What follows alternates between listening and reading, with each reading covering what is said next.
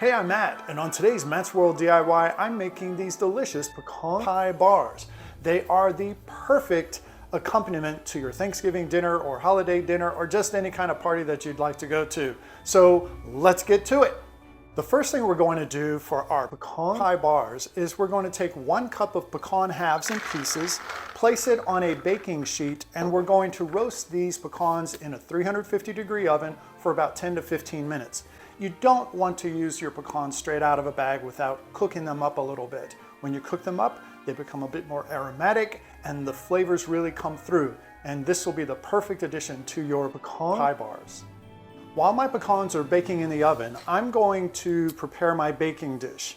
Now I'm using a 9x9 square baking dish, and I'm going to put a parchment paper in my pan so that I can easily lift the pecan bars? So I can lift the pecan bars out when they are done. So I'm just going to make 4 little snips here, and that's in each corner of your pan. And then you can take it, press it down, and it makes a perfect little envelope for your pan. Perfect, just like that. For the shortbread crust of my pecan pie bars, I'm going to need 6 tablespoons of butter, and it needs to be melted. So let's just take, and the whole stick is 8 tablespoons, so I'm going to keep that off to the side. I'm going to chop this up a little bit, put it in a microwave-safe bowl, and microwave it on short bursts for just a few minutes until it's all melted. Before I put my butter in the microwave, I just want to give you a little tip. Do not put butter in a microwave uncovered. Cover it with a paper towel or even the wrapper of your butter wrapper, and because butter will tend to explode in the microwave and you don't want to have to clean that up. My pecans have roasted nicely, but before I chop them up, I'm going to let them sit and cool for a little while because I don't want to chop up sizzling hot pecans.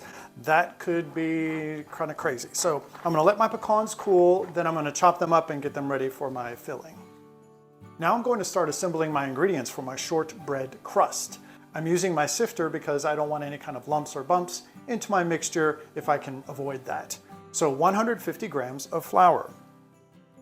If you were measuring this out, it's 1 1/4 cup or 350 grams of flour. Powdered sugar, 1/3 of a cup or 33 grams.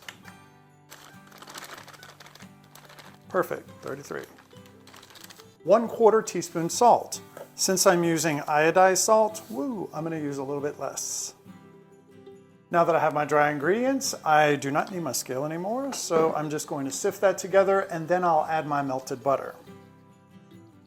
Now that I have my ingredients in my bowl, I'm going to whisk them together just to get them nice and well blended. I have my melted butter. I'm just going to pour that in all at one time.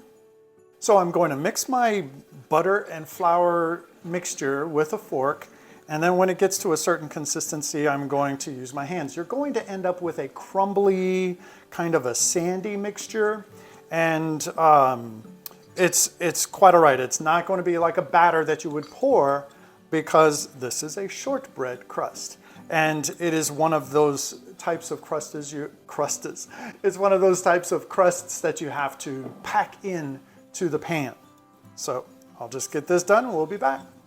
I've reached a point now where I want to get my hands in there. They are totally clean, and these are better tools than any other kitchen tool you'll find in your cupboard. So I'm going to use my hands and really get all of those final dry bits pulled into my buttery mixture. So now that I have my pan ready, let's just dump our crust, our crumble, into the bottom of the pan.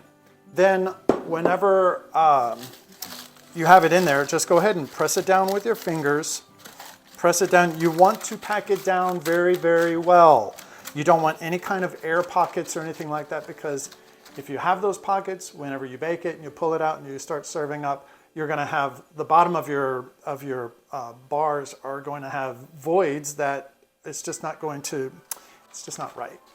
Just not right.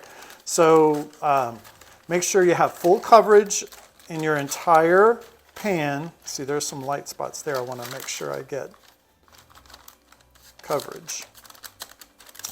You can start with your hands, with your knuckles, you can press it down, and then you can also get a cup, the bottom of a cup, a measuring cup, and you can press it down with that as well. My shortbread crust is ready to go into the oven. The oven is set at 350 degrees, and this will go in for about 20 minutes or until the edges just start to turn brown. While my shortbread is in the oven baking, I'm going to get my pecans out and chop them up. So they have had time to cool and they're not sizzling, screaming mad hot. And I can touch them without the fear of, a third-degree burn. I'm going to take and chop them up into good-sized pieces. I don't want to chop them too finely because I do want to retain some of the texture of the pecans. So chop them up so you are able to break them down a bit, but not so much that you make like a pecan flour. Now I'm going to place that in a bowl and get that ready for my filling mixture. Don't forget to roast your nuts. So my shortbread is still in the oven baking, and I've got my pecans all chopped up and ready to go. Now I'm going to start on my filling mixture, the wet part. 70 grams or 1/3 of a cup of brown sugar. Next I'm going to add 2.5 tablespoons of butter. Not butter, this is flour. It's 1, 2, 1/2. 2.5 tablespoons of flour, not butter. Where that came from. 1/2 teaspoon of salt. Since I'm using iodized salt, I'm going to use a little bit less. Don't forget to add salt to your sweet dishes. It really helps pull all the flavors out instead of it being too sappy sweet. I'm going to need 2 large eggs. Make sure they're at room temperature. If you don't use room temperature ingredients, then you're going to have a difficult time getting a full, thorough bake from center to the edge of your dish. Add 1/2 teaspoon of vanilla. 3/4 of a cup of dark corn syrup. Now, if you use light corn syrup, it's not going to have as rich of a flavor, but it could still work. I just recommend the dark corn syrup. It works best. Now I just whisk this all together, and then when it comes together, I'm going to add my pecans to the mixture. You really want to mix this until it's very well combined. And I already see some of those brown sugar rocks. I'm gonna have to make sure I knock those out. See? This is a very nice consistency. It looks delicious. I think I could just stick my face in it, but I won't. I'm a very big sweets fan, so anyway, this is very good. Now I'm just going to add my pecans to it. Stir that up. And wait for my shortbread to get finished, and then I can pour this into it.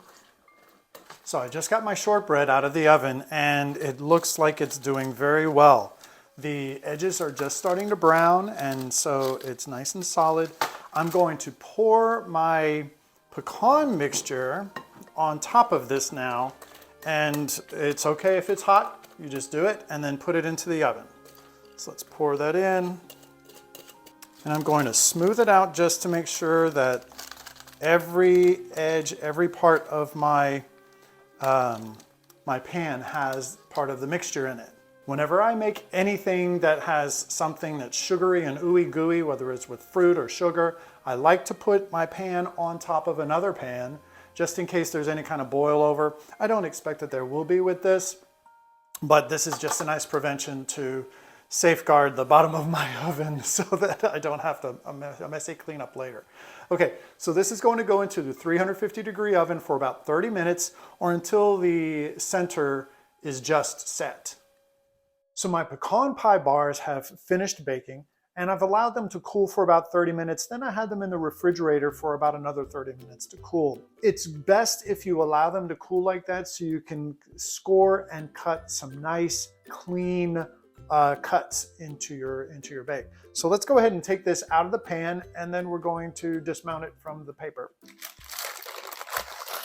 So I love how it just slides right out of the pan, and I'll just pull the paper back and then we can cut into this. Now I'm going to score this first with a serrated knife just to get so I know where my cuts are going to be, and then I'll use my other knife to finalize the cut. I don't want to make these too large because I think they're going to be fairly rich. Okay, now I'm going to take my other knife and do my chopping. These pecan pie bars are absolutely amazing. They're so delicious. The bottom has that buttery shortbread crust. The inside has that gooey, syrupy flavor. The top has the crunchy pecan topping. It is mouthwatering, delicious. Your family and friends will truly enjoy this for the holidays. I hope you get a chance to make this recipe and check out some of my other bakes that I have on my baking playlist. See you next time.